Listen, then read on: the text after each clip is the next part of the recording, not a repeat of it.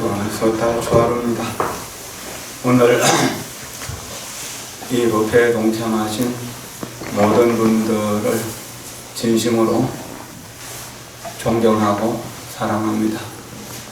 여러분 모두는 지금 부처님이고, 지금 부처님이라고 믿지 못한다면 믿는 순간 바로 부처님이 되실 수 있기 때문입니다.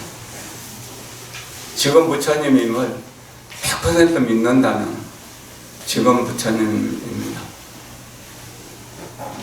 서가모니 부처님은 2600여 년 전에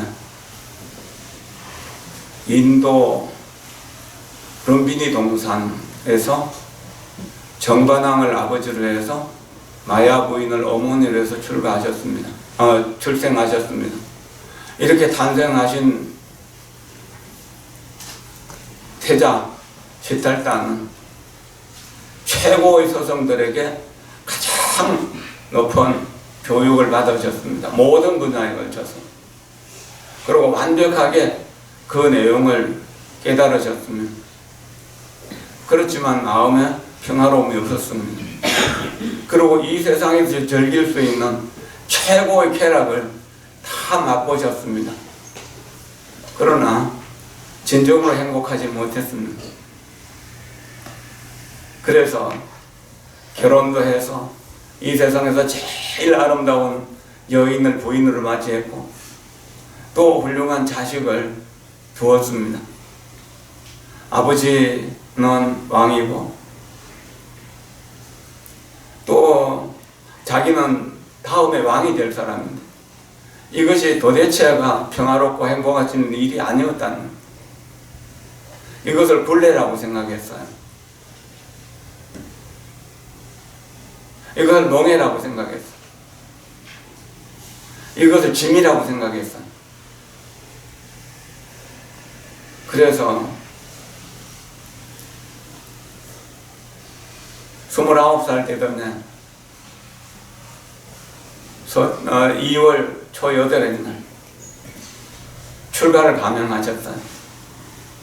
그 왕의 자리를, 왕이 될 수 있는 태자의 자리를 버리고 왕궁의 부귀를 버리고 사회에서 배웠던 그 최고의 학문들을 다 버리시고, 자, 우리는 이 중에 한 가지라도 버릴 수 있습니까? 부처님과 우리의 다른 점이 그런 겁니다. 작은 하나도 버리고 남주기를 너무나 아까워하잖아요. 그래서 무거운 짐을 지고 진흙밭, 뻘밭을 힘겹게 살아가는 겁니다. 이것이 우리들의 모습입니다. 6년간 고행을 통해서 서성을 통해서 배우고 서성을 뛰어넘고 또 서성을 찾아가서 서성을 통해서 배우고 또 서성을 뛰어넘고 마지막으로 니련선하에서 목욕을 하시고 극도의 그 고행으로 인해서 지쳐있는 몸을 씻으시고 수자타라고 하는 여인이 주는 그 우유죽을 받아 드시고 기운을 차립니다. 그리고 보리수 아래 차분히 앉아서 이 세상의 이치를 생각합니다. 12년법을 수원으로 차례대로 관찰하시고 또 역으로 차례대로 관찰하시고 그렇게 해서 이 세상에 존재하는 것은 모두가 다 인연화합이기 때문에 실제가 아니라는 사실을 깨닫고 우리 궁극의 마음을 분명하게 이해했던 겁니다. 이것이 서달 초여덟에 깨달음을 얻으신 날입니다. 부처님이 되신 날이죠. 그 부처님 되신 날을 기억하기 위해서 또 기념하기 위해서 선원이 있는 절에서는 대체적으로 가행정진을 하고 용맹정진을 하기도 합니다. 저도 해인사에서 살 때 그 강원에 있을 때도 용맹정진을 동참했었고 유론에 있을 때도 공부하면서 그 용맹정진 기간에는 같이 용맹정진을 하기도 했었습니다. 그리고 여름 뜨거운 한여름에 해임사 대적강전에서 도반들과 함께 아침부터 저녁까지 삼천배를 하면서 정말로 그 화두 하나를 타기 위해서 간절하게 정진했었습니다. 그렇게 삼천배 정진을 마치고 백년암 올라가서 성자 철자금 스님께 화두를 받고 큰 마음을 먹고 용맹정진을 했었습니다. 그러나 마음먹은 대로 잘 됩니까? 조금 앉아 있으면 졸립고 조금 앉아 있으면 망상이 떠오르고 망상과 졸음 속에서 일주일을 억지로 견뎌내고 또 그렇게 하면서 이 몸은 내가 마음먹은 만큼 어쩌면은 움직일 수 있겠구나 하는 생각도 하게 되었습니다. 어쨌든 이 길은 쉬운 길은 아니라고 하는, 그렇지만 내가 진정한 평화를 위해서는 이 길을 가지 않을 수 없는, 포기할 수 없는 길이라고 하는 사실을 좀 더 확인하게 되었습니다.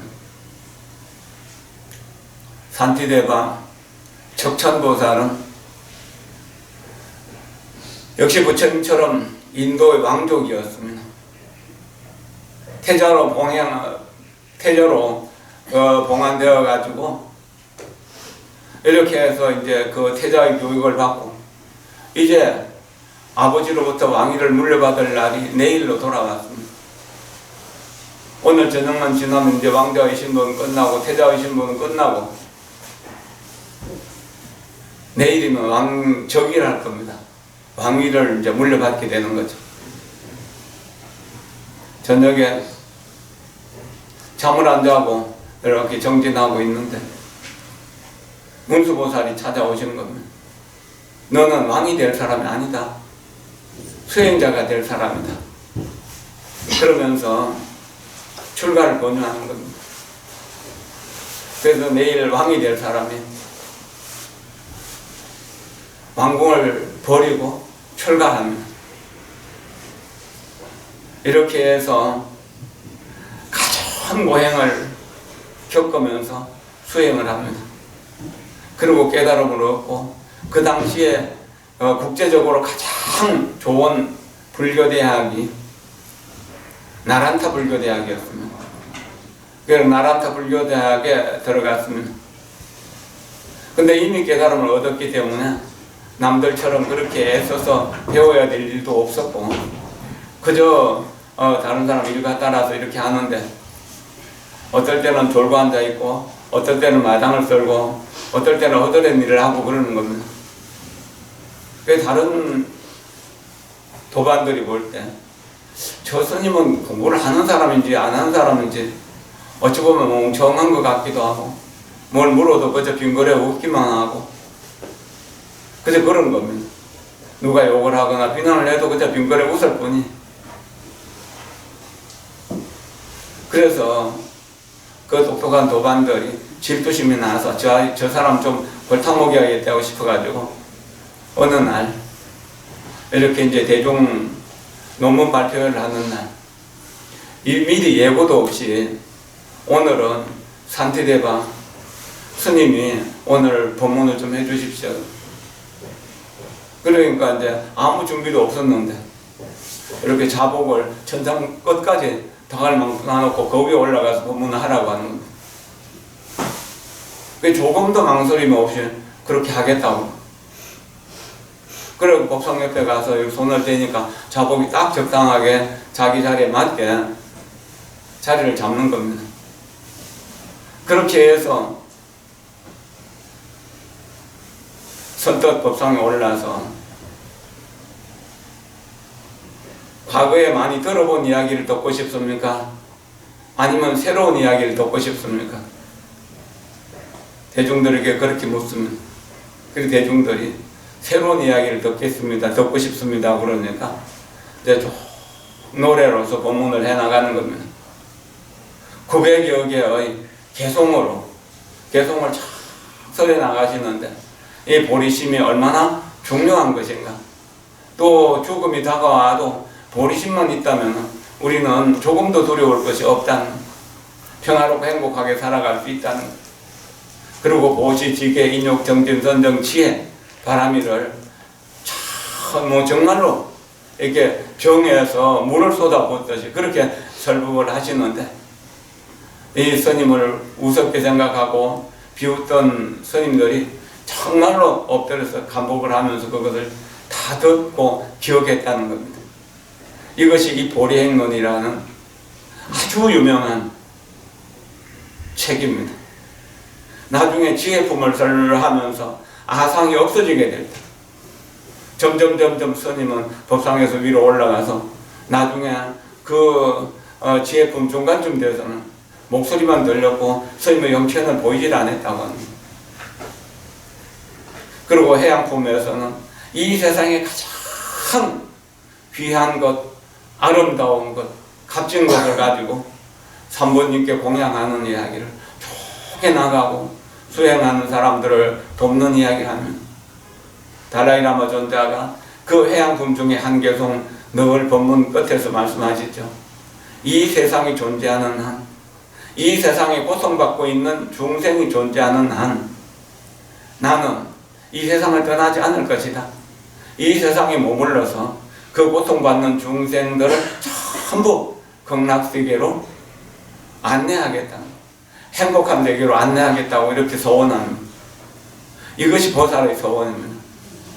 우리나라에서는 보살이 가는 길이라고 번역이 되었고, 또 이 보리행론이라고 이렇게 이제 번역이 된 것도 있고, 또한 행복 수업이라고 해서 이렇게 또 번역하신 것도 있고, 여러 가지 번역된 게 있고, 또한 그 티베트 스님들이 그 번역된 그 산티바 이 보리행론을 강의한 책들이 여러 가지로 좀 나와 있습니다. 티베트 불교의 근간이 이 보리행론이라고 할 수 있습니다. 달라이라마 존자는 이 보리행론을 강의하시면서 그 보리심을 말씀하실 때는 어떻게 내가 이렇게 귀한 보리심을 만날 수 있었는가, 보리심을 일으킬 수 있었는가에 대해서 눈물을 흘리면서 이렇게 법문하시는 것을 우리 여러 차례 봤습니다. 이렇게 보리심을 일으키는, 이것이 출가한 사람이 해야 될 일, 불법에 귀한 사람들이 해야 될 일이라는 겁니다. 우리는 볼 수도 있고 들을 수도 있고 말할 수도 있고 또 행동할 수도 있고 또 부처님 법이 존재하는 세상에 살고 있고 정법을 공부할 수 있는 내 몸과 마음을 가지고 있다는, 모든 것이 충만해 있는 이 속에서 우리가 보리심을 일으키지 않는다는 것은 얼마나 어리석은 일인가요? 나중에 서민들 사이에 들어가고 서민들을 교화하면서 그렇게 사셨다고 그러면, 산세바는, 그리고 중국의 순치 황제, 이분은 청나라의 3대 황제입니다. 세조죠.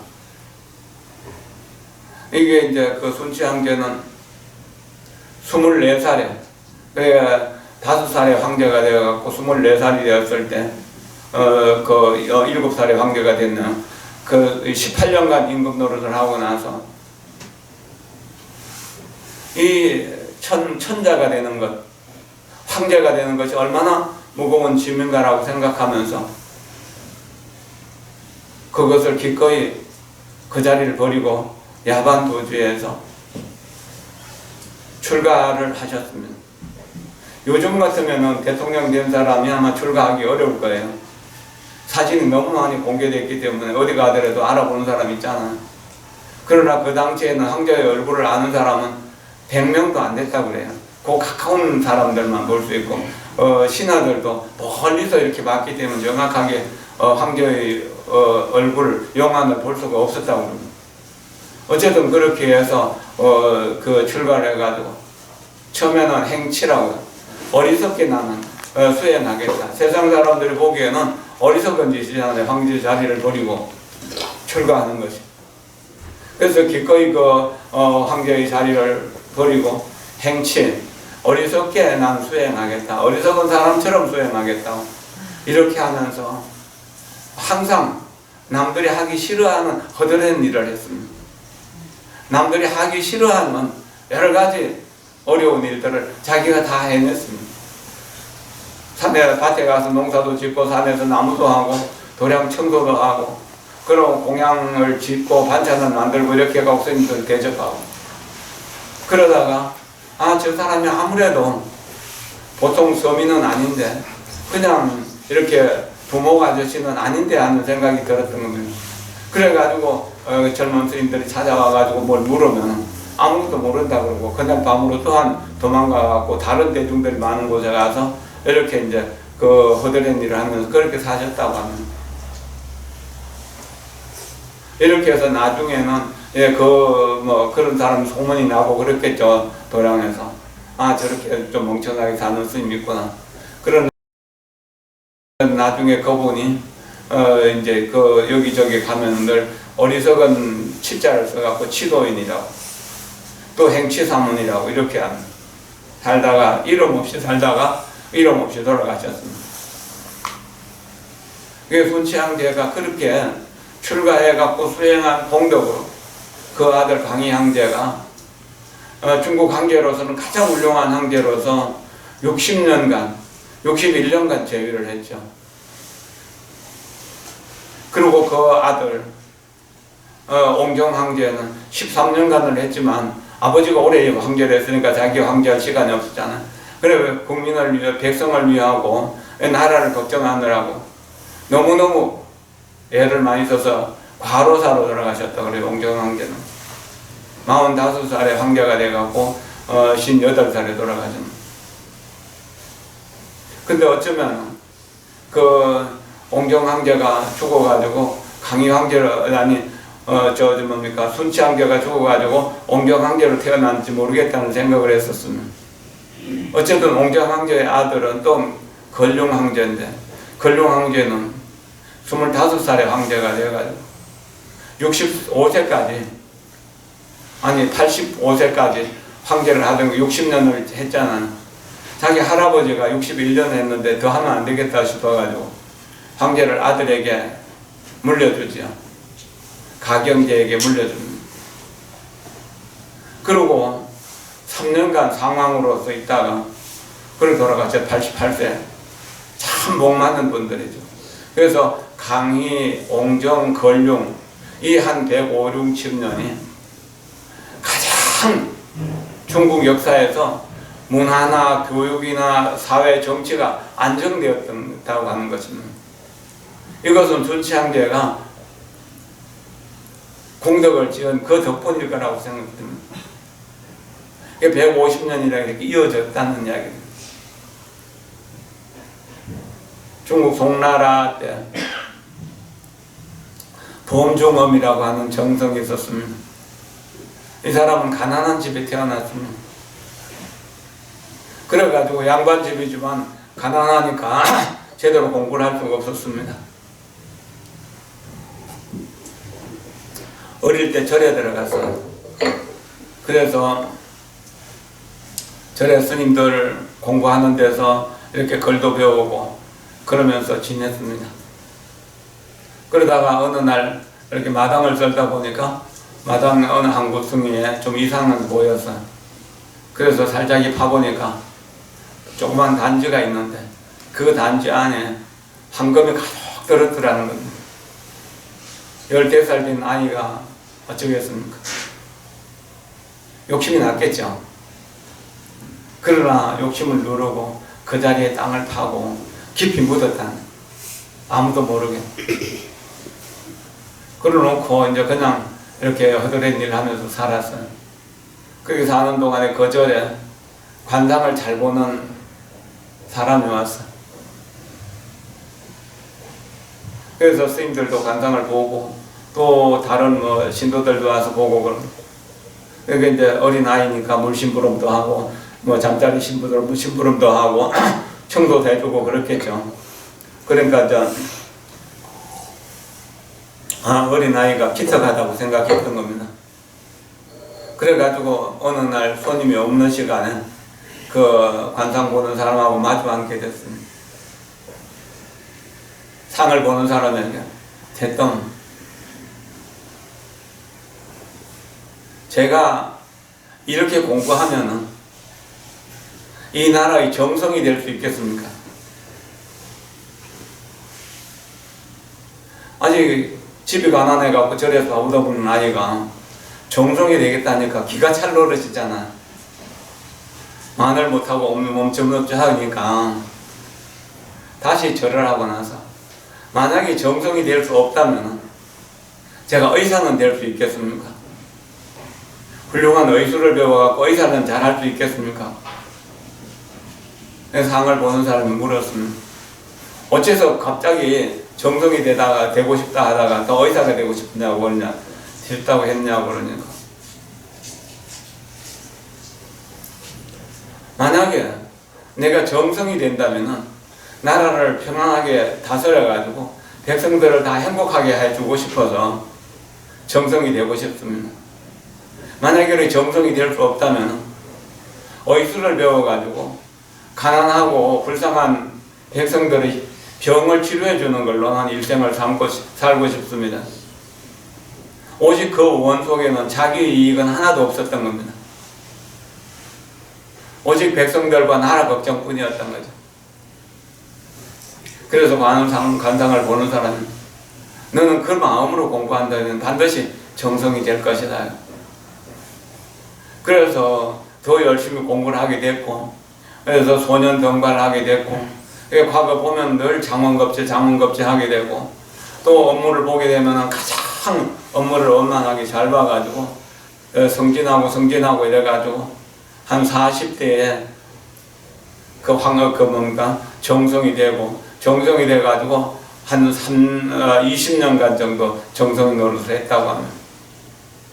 그러면서도 늘 가난해서 이게 이제 그 비가 오면은 우산을 쓰고 방에 앉았어야 될 정도로 그랬다고 그래요. 그러니까 그 절에 어릴 때 살던 절의 스님들이 아니 절이 많이 퇴락해갖고 복원을 해야 되는데 복원불사를 해야 되는데 이 정성을 찾아가서 내가 한번 우리 의논해보자. 그럼 무슨 좋은 방법이 있을 것이다. 청렴하니까 뭐 자기가 직접 돈을 줄 건 없더라도 뭔가 도움이 있을 것이다. 그래갖고 스님들 중에 몇 명이 그 정성을 찾아갔습니다.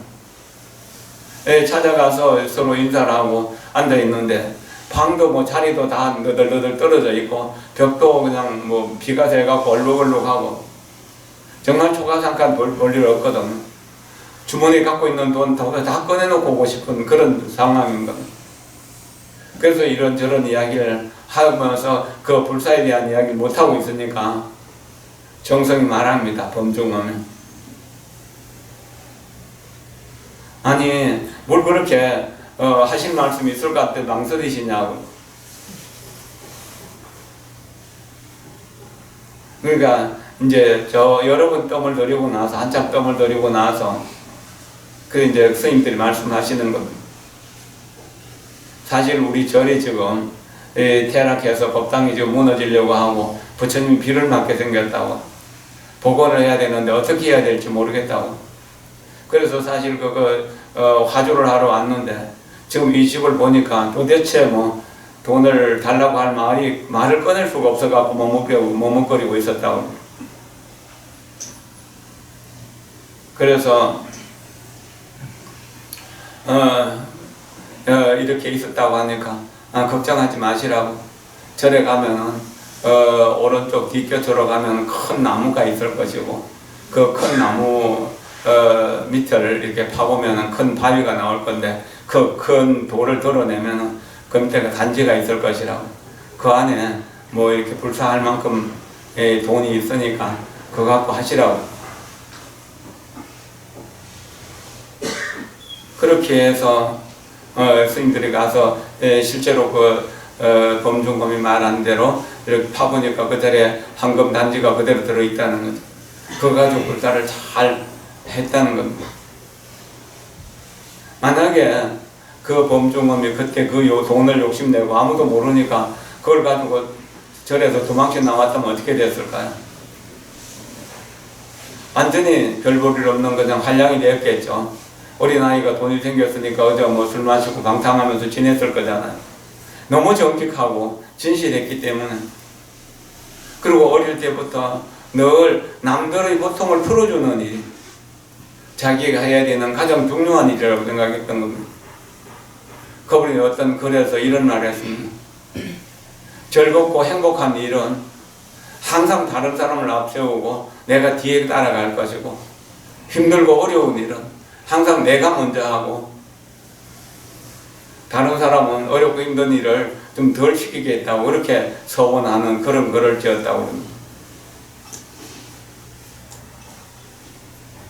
정말 정토가 뭘까요? 행복한 세상이 어디일까요? 수많은 스님들이 청춘을 바쳐서 수행하는 이유가 뭘까요? 진정으로 행복해간다, 행복이라고 하는 것이 무엇일까요? 내 욕심 다 채우는 것이 행복일까요? 우리가 부자가 되고 싶지만 부자가 되지 못하는 이유는 욕심 때문입니다. 우리는 어린 시절에 시간은 돈이다 라고 하는 그런 말을 많이 들으면서 그것을 하나의 법칙이라고 생각하며 살았습니다. 시간은 돈이다. 그런데 시간은 돈이다 라고 하는 생각을 할 때, 그리고 그 말을 내가 진실을 받아들이게 될 때, 나는 돈을 주인으로 모시는 돈의 노예가 되겠다는 노예 계약서에다가 사인하는 것이 된다는, 우리가 살아온 나들 보십시오. 돈의 노예로, 명예의 노예로, 사랑의 노예로, 권력의 노예로 살았던 것은 아닙니다. 이제 이런 것들을 좀 놓아버리면 굳이 아미타경 공부를 안 해도, 굳이 불교 공부를 안 해도 평화롭고 행복할 수 있을 것입니다. 범중엄은 그 후로 몇백 년 동안 그 집안에서 그 정성이 줄줄이 나왔다고 합니다. 우리가 우리의 삶의 자취를 통해 갖고 우리 후손들 중에서 뛰어난 사람, 훌륭한 사람, 가문을 일으켜서 가문을 빛낼 사람들이 많이 나올 수 있도록 그렇게 해야 되는 거 아니겠습니까? 산이 높지 않더라도 신선히 살면 그건 명산이라고 합니다. 물이 깊지 않더라도 용이 살면 그러면 명소라고 합니다. 좋은 물입니다. 절이 별로 크지 않더라도 수행을 잘하는 도인들이 살면 그 절이 크고 좋은 절입니다. 조주스님은 절이 너무 헐고 시원찮아가지고 대중 10명이 살기가 어려울 정도였다고 합니다. 그래도 조주스님은 당나라를 대표하는 제일 가는 고성이잖아요. 우리나라 황희정성이나 맹고불 맹경성 같은 분 초가삼간을 면치 못하면서 그렇게 살았다고 합니다. 청렴하고 정직하게 살고 그 이웃을 사랑하며 살았기 때문에 그 자리가 곧 행복이었던 거죠. 청렴하게 사는 것, 자비롭게 사는 것, 복되게 사는 것, 진실하게 사는 것, 이것이 지혜롭게 사는 하나의 방법은 아니겠습니까? 황희정성 이야기를 조금 더 해야겠습니다. 황희정성이 정성으로서 이름 날리고 있을 때 아들도 장원급제해갖고 벼슬을 하고 있었으면 아들이 이제 초가상칸을 새로 하나 지어가지고 집들이를 한다고 아버님 오십시오. 그래서 이제 아버지와 아버지 친구들 몇 분을 모시고 음식을 좀 준비하고 해서 집들이를 하는데 아버지가 아들에게 묻습니다. 저 자네 월급만 가지고는 먹고 살기도 빠듯할 텐데 어떻게 이렇게 집을 구할 수 있었냐. 그러니까 저는 뭐 이렇게 알뜰하게 좀 살기도 했었지만 집사람이 솜씨가 있어가지고 바느질도 잘하고 또 음식도 잘해가지고 다른 사람 바느질도 대신 해주고 또 음식도 대신 해주고 하면서 거기서 몇 분씩 받아 모은 거 가지고 이렇게 조그만 초가집 하나를 지었습니다. 그런 일들은 그 서민들이 해야 될 일인데, 그래서 사대부가 서민의 일자리를 다 빼앗아 버리면은 서민들은 어떻게 사느냐고 하면서 화를 내셨다고 합니다. 이것이 그래도 조선을 대표하는 정성이 될 수 있는 사람의 마음이라는 거죠. 자, 어떻게 살아야 될까요?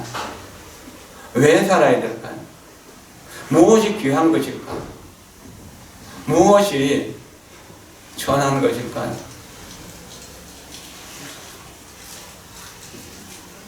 매일매일 우리가 하루 먹을 것만 있다면, 하루 입을 것만 있다면, 하루 일거리만 있다면 그저 웃으면서 살 수 있는 것 아닌가요? 눈물로, 한숨으로 보내온 세월 생각해 보십시오.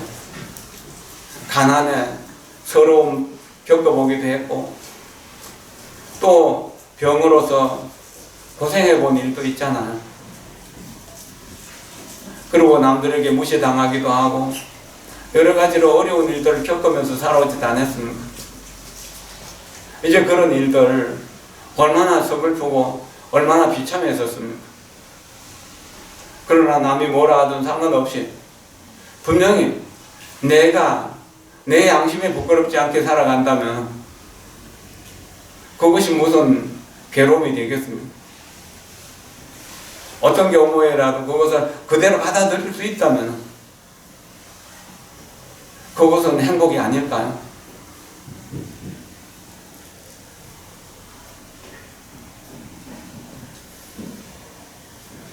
불일보조사 진울스님은 어릴 때 잔병치레를 많이 했습니다.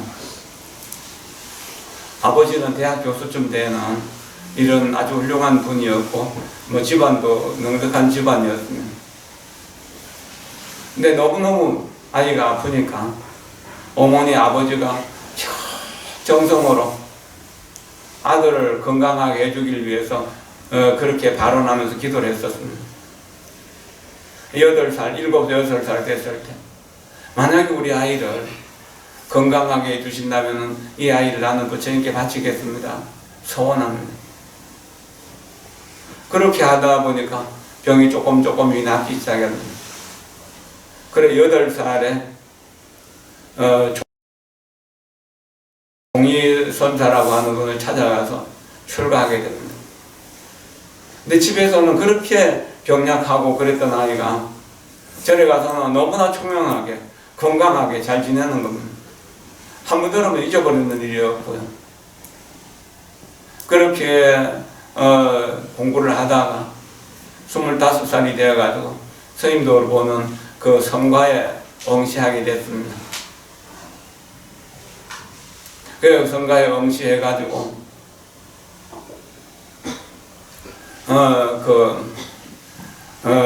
대선이라고 하는 그런 어떤 높은 직급을 얻게 됩니다.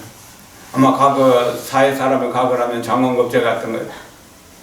그렇지만 그 명예에 저는 상관하지 않고 뜻맞는 도반난 19명하고 같이 해가지고 우리 세상의 명리를 버리고 정말 출가자답게 불교를 다시 일으키기 위해서 결사를 하자고 이렇게 소원을 했었습니다. 25 한창 청년이잖아요. 결기도 있을 때잖아요.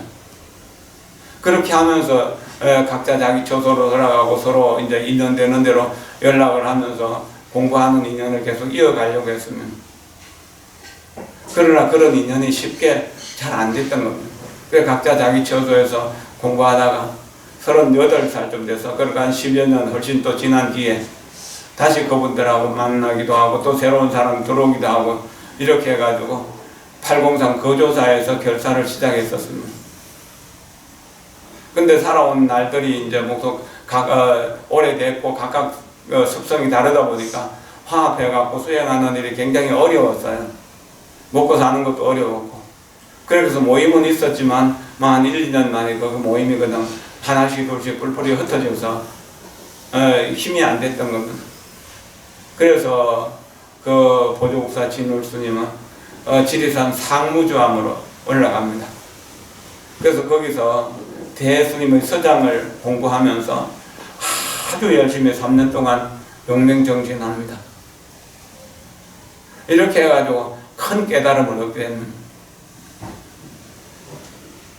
보조스님은 그래서 대장경을 보면서 화엄경을 보면서 깨달았고 대서장을 보면서 깨달았고 또한 대장경전들을 보면서 여러 차례 깨달음을 얻었다고 합니다. 그때 그래도 힘이 좀 생겨가지고 40살 되었을 때 순천 송강사로 들어가셔갖고 53살 돌아가실 때까지 법을 펴기 시작했는데 그때부터 시작해갖고 16분의 그 국사가 차례대로 나오셨던 겁니다. 그 보조국사 오랫동안 안으로 내면 수행을 했기 때문에 그것이 가능하다라고 하는 겁니다. 우리가 어떻게 살아야 될 것인가 한번 생각해 보는 겁니다.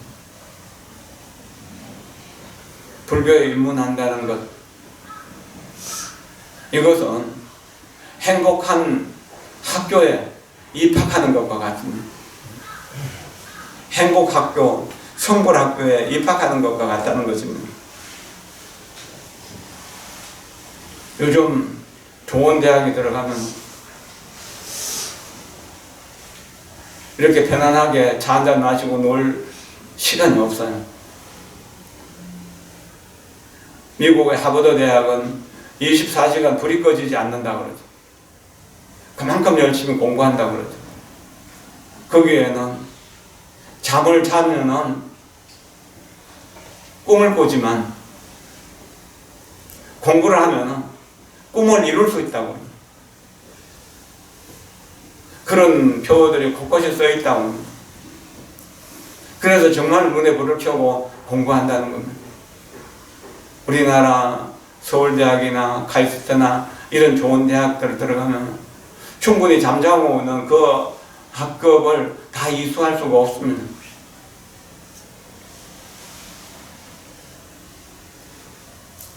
공부를 할 수가 없는 것이죠. 그렇기 때문에 정말 거기서 나온 사람들은 보통 사람보다 뛰어난 사람이라고 하는 거죠. 우리도 그렇습니다. 이미 성불학교에 들어와 놓고도 내 게으름 부리고 낮잠 자기 좋아하고 그러다가는 언제 어느 때 우리가 원하는 행복을 얻을 수 있겠습니까? 자비심을 일으켜서 남들을 돕는 일에, 선행을 하는 일에 경쟁적으로 참여하고 좋은 일을 하는데 서로 다투어가면서 할 수 있는 그런 세상을 만들려고 한다면 더 많은 노력을 해야 될 거라고 생각됩니다. 저는 저 스스로 많이 게으르고 무지하다는 것을 순간순간 느낍니다. 또 스스로 인격적으로 모자란다는 것을 많이 느낍니다. 내가 무지하고 인격적으로 모자라고 그러기 때문에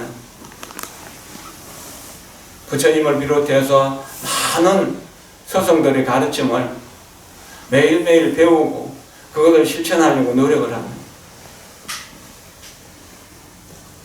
사람은 대체적으로 나이가 들면은 이 세상에 쓸모없는 사람이 되는 경우가 대부분입니다. 그러나 끊임없이 공부하고 수행하는 사람은 시간이 지날수록 인격이 익어서 좀 더 나은 사람으로, 좀 더 좋은 사람으로, 좀 더 훌륭한 사람으로 성장할 가능성이 있습니다. 공부의 시작은 자기 스스로 모른다는 사실을 아는 것부터 시작한다고 했습니다. 우리가 어리석다라고 하는 것을 자각하게 될 때 지혜롭기 위해서 정진할 수 있는 것입니다. 우리가 잔인하고 못된 악한 습관이 많이 있다는 사실을 자각할 때 우리는 자비를 배워야 될 그런 필요성을 느끼게 됩니다. 우리는 가난하고 어렵다는 생각을 할 때 정말 검소하고 절약하면서 남들에게 많이 보시해야 된다는 것도 배울 수 있습니다. 우리 마음에 양심에 부끄러운 일들이 많을 때 양심을 회복하기 위해서 청정한 거면 거룩한 수행을 하겠다는 그런 마음을 다질 수가 있게 됩니다. 우리 스스로 거짓 속에서 살아간다는 사실을 자각할 때 진실을 위해서, 진실을 회복하기 위해서 뭔가 더 정진해야 된다는 것을 알 수 있습니다. 이렇게 정진하다 보면 성불학교에서 1학년일 때는 뭐 유치원 금방 나와갖고 초등학교 1학년 뭘 알겠습니까? 그냥 그렇게 지나갈 수가 있을 것입니다. 그러나 퇴학하지 않고 계속 공부한다면 어느 날 초등학교를 마칠 수 있고 중학교를 마칠 수 있고 고등학교를 마칠 수 있을 것입니다. 그러면서 우리 인격이 조금씩 향상되는 겁니다. 남들이 화낼 때 우리는 화 안 낼 수도 있는 것이고, 남들이 욕망을 추구할 때 우리는 그것을 버리고 평화롭고 안정되게 살아갈 수 있게 됩니다. 남들이 거짓과 위선으로 살아갈 때 진실과 정직으로서 믿음을 키워낼 수 있는 그런 능력이 우리들에게 있는 것입니다. 좋은 대학, 좋은 학과에서 공부하는 아이들이 정말로 열심히 공부하는 것처럼 우리도 성불학교, 극락이라고 하는 대학에 입학했다면 좀 더 열심히, 좀 더 정진해야 되지 않겠습니까? 진실하게 정진해야 되지 않겠습니까? 그래야만 우리가 조금씩이라도 나아질 수 있습니다. 공부를 한다고 금생에 모든 것을 다 이루기는 어렵습니다. 대중들이 다 함께 이렇게 부처님 당시처럼 여법하게 살아가기도 어려울 것입니다. 다소는 문제를 일으키는 스님들이나 또 신도들도 있을 것입니다. 그러나 그 모두가 다 부처님의 제자이고 부처님의 후신이라는 사실을 자각하게 되면 서로 보듬고 서로 사랑하면서 서로 일깨워줘야 될 겁니다. 그렇게 하면서 우리가 우리를 좀 더 나은 쪽으로, 좀 더 좋은 쪽으로 향상하고 발전할 수 있도록 그렇게 노력해야 되는 것입니다.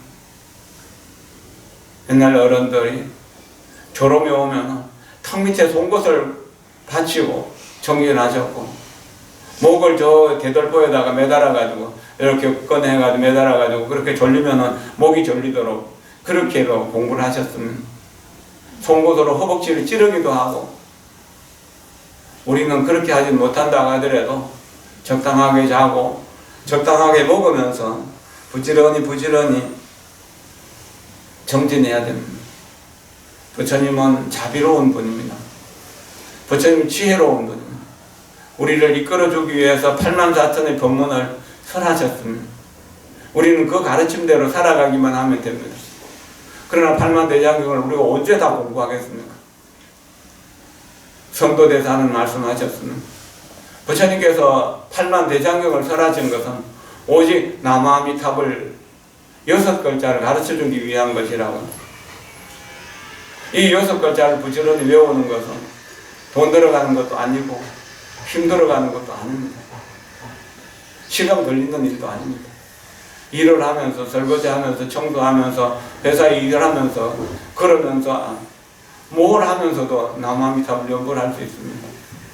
그렇게 하는 동안 우리는 부처님의 습관이 우리 마음속으로 들어오게 됩니다.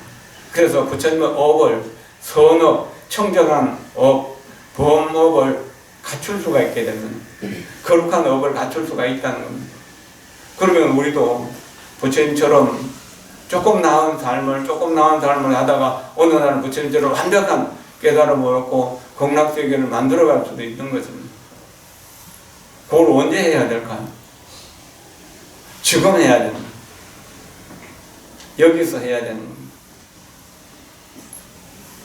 숨을 들이쉬면서 내 마음이 극락정토 내쉬면서 내 성품이 아미타불.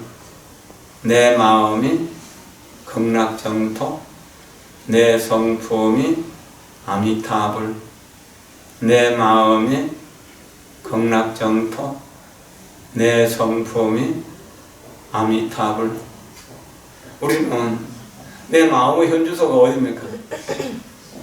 지금이라는 시간이죠. 여기라는 공간이잖아요. 그럼 지금 여기에서 아미타불을 불러야 된다는 거예요.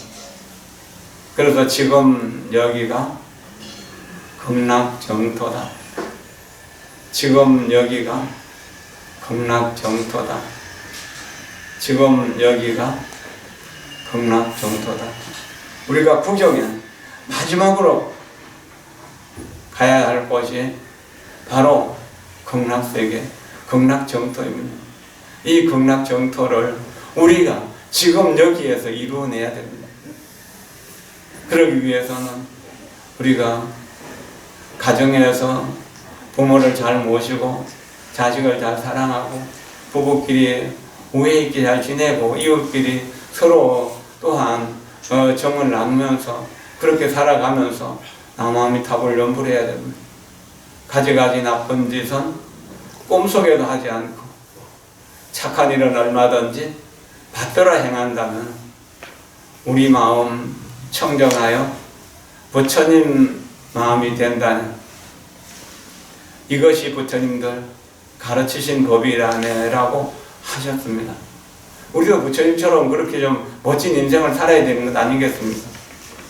부처님이 버렸던 것을 얻기 위해서 아등바등하면서 도인들이 버렸던 일들을 아등바등하면서 그렇게 살아가지고 뭐가 나오겠습니까? 오늘 저녁 7시에 했던 이야기를 조금 더 다듬어갖고 이야기를 하도록 하고 이렇게 해서 양력 17일 저녁까지 오전 오후로 이렇게 공부를 해나가도록 하겠습니다. 같은 내용을 공부하더라도 오전에 공부하는 것과 오후에 공부하는 것이 똑같지가 않을 것입니다. 레포트를 푸는 것이 아니기 때문에. 그러면은 같은 아미타경 이야기지만 조금 새롭게 들릴 수도 있을 것입니다. 그리고 우리 새벽 기도를 지금 유튜브로 올리는데 많은 분들이 클릭하더라고요. 동참하는 것 같았어요. 그리고 4시 기도 우리 또 선생님들이 다 모여서 이렇게 기도하고 오후 2시는 우리 연진 스님이 와서 지금 기도를 하고 있고 저녁에는 6시부터 7시까지 지금 기도를 합니다. 그리고 7시부터 8시까지 아미타경 공부를 하고 8시부터 9시까지 아미타경 읽고 장엄연불 해서 한 9시쯤에서 마치는 걸로 해서 이번 일주일은 그렇게 정전했으면 좋겠습니다. 물론 이제 이게 아미타경 공부하는 거는 그거는 이번에 새로 하는 거지만 기도는 평소에 늘 하는 것이니까 여러분들이 동참하면 언제든지 함께 할 수 있으니까 그렇게 공부해서 우리 스스로도 사람답게 살았다고 자부할 수 있어야 되는 거 아니겠습니까? 자식들에게 절에 가서 뭐 배웠냐 그러면 나는 남아미타불로 모든 내 마음의 병과 내 몸의 병을 치유하면서 행복하게 살았다 하고 그렇게 유언할 수 있어야 되는 거 아닙니까? 우리 여기 회장을 지냈던 반야대 보살님은 102살까지 사셨는데 그렇게 마지막까지 새벽 2시에서 3시 사이에 일어나서 서너 시간씩 기도하셨거든요. 달라이라마 존자도 지금 88세가 되시는데 아니 뭐 우리 나이로 90세가 되시는데 금년에 90세가 되시는데도 하루 4시간 반에서 5시간 정도는 기도하고 명상하신다고 합니다. 우리가 그렇게 훌륭한 분들은 아니잖아요. 그렇다면 우리는 더 많이 해야 되는데 게으름 때문에 더 많이 하긴 어려울 겁니다. 그러나 하루 24시간 중에서 한두 시간 정도는 아무리 바쁘더라도 시간 내서 기도하고 공부하도록 그렇게 해야 되는 것 아니겠습니까? 여러분들과 함께 오늘 부처님 말씀을 나누었습니다. 여러분들을 존경하고 사랑하면서 여러분들이 언제나 모든 사람들로부터 존경받고 사랑받을 수 있는 불자가 되기를 진심으로 기원합니다. 고맙습니다. 감사합니다.